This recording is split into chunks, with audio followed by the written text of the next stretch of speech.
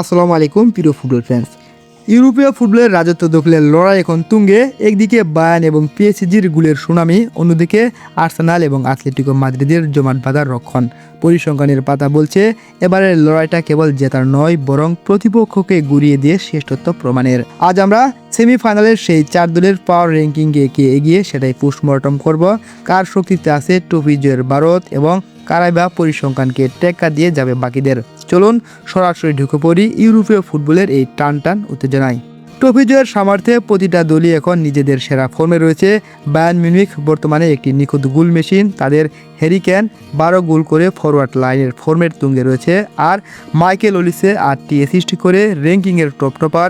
Midfield থেকে আক্রমণের রসদ দিচ্ছেন তিনি।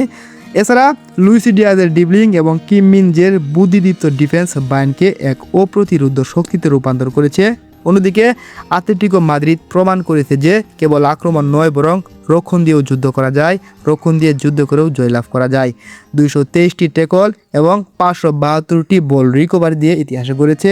গোল মেশিন জুলিয়ানো আলভারেজের ফিনিশিং, গ্রিজম্যানের জাদুকরী পাস, মাঝমাঠের লুকমান সিমোনি এবং কুকের লড়াকু ফুটবল তাদের ট্রফি জয়ের অন্যতম দাবিদার। পিএসজি তাদের প্রেসিং এবং হাই ইন্টেন্সিটি গেম দিয়ে প্রতিপক্ষকে নিঃশ্বাস ফেলার জায়গা দিচ্ছে না। উসমান দাম্বেলে এবং বারকুলার গতি, তাদের তরুণ জায়রে এমেরির এবং ভিদিনহার মাঝমাঠ নিয়ন্ত্রণের ক্ষমতা তাদেরকে ট্রফি জয়ের পথে অনেক বড় অস্ত্র হিসেবে প্রমাণিত করেছে।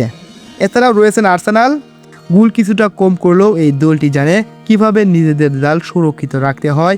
8টি ক্লিন শিট প্রমাণ করে উইলিয়াম সাবিলা, গ্যাব্রিয়েল মাগালেস এবং মিডফিল্ডের ডিক্লান রাইসের হাত ধরে লন্ডনের এই ক্লাবটি বড় কোনো চমক দেখানোর জন্য প্রস্তুত।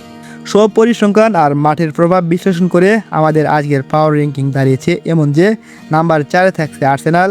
27টি গোল করলেও তাদের শক্তির আসল স্তম্ভ হচ্ছে 8টি ক্লিন শিট, যা এই তালিকায় সেরা ডিফেন্সিভ টিমে পরিণত করে। 3 নম্বরে যে দলটি রয়েছে সেটার নাম শুনলে আপনি অবাক হবেন, ভাবতেই পারেন যে আমি কেন তাদেরকে 3 নম্বরে রাখলাম একে না রেখে। 3 নম্বর পজিশনে জায়গা দখল করে নিয়েছে পিএসজি। 38টি গোল করে মাঠের প্রেসিং এবং পজিশনের তারা বাকিদের থেকে বিজন এগিয়ে 2 নম্বর দাপটের সাথে অবস্থান করেছে অ্যাটলেটিকো মাদ্রিদ। 34টি গোল করার পাশাপাশি ট্যাকল আর বল রিকভারি এবং গোলকিপার হুয়ান মুসোর 56টি অবিশ্বাস্য সেই শেফ তাদেরকে দুর্বোধ্য শক্তিতে রূপান্তর করে। আর সবাইকে ছাড়িয়ে পাওয়ার র্যাঙ্কিংয়ের 1 নম্বরে রাজত্ব করছে বায়ার্ন মিউনিখ।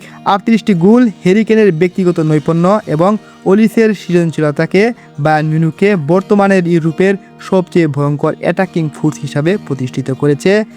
গোলপোস্টে ম্যানুয়েল নয়্যারের অভিজ্ঞতা নেতৃত্ব তাদের এই শীর্ষ অবস্থানকে আরও মজবুত করেছে। ফুটবল প্রিয় বন্ধুরা, আপনারা ভাবতেই পারেন যে পিএসজিকে কেন একে রাখলাম না। হ্যাঁ, পিএসজি একটি শক্তিশালী দল, তারা অবশ্যই 1 নম্বর পজিশন ডিজার্ভ করে। তবে গত ম্যাচে আমরা যে আগুন দেখলাম বায়ার্ন মিউনিখের, তারা অনেক অ্যাটাকিং ফুটবল খেলে, কখন কিভাবে কি করা যায় বলা মুশকিল। আর যেহেতু হ্যারি কেন রয়েছেন দলের গোল মেশিন, অতএব এই দলটা কোনো একটা অবস্থান ঘটাতেই পারে। অ্যাটলেটিকো মাদ্রিদ ফাইনালের প্রথম সিঁড়িটা তাদের জন্য অপেক্ষা করছে, আর অন্যদিকে বায়ার্ন মিউনিখ অবশ্যই ফাইনাল খেলার যোগ্য দাবিদার। আক্রমণের ঝড় বনাম রক্ষণের দেয়াল, এই 2 লড়াইয়ের শেষ হাসি কে হাসবে তার সময় বলে দিবে। বায়ার্নের গোল উৎসব নাকি অ্যাটলেটিকো মাদ্রিদের ইস্পাত কঠিন রক্ষণ? আপনার বাড়ি কোন দলের উপর? আপনার পছন্দের ফুটবলের নাম কমেন্ট বক্সে জানাতে ভুলবেন না। ফুটবলের এমন রোমাঞ্চকর এবং তথ্যবহুল বিশ্লেষণ প্রতিনিয়ত পেতে আমাদের সাথে থাকুন।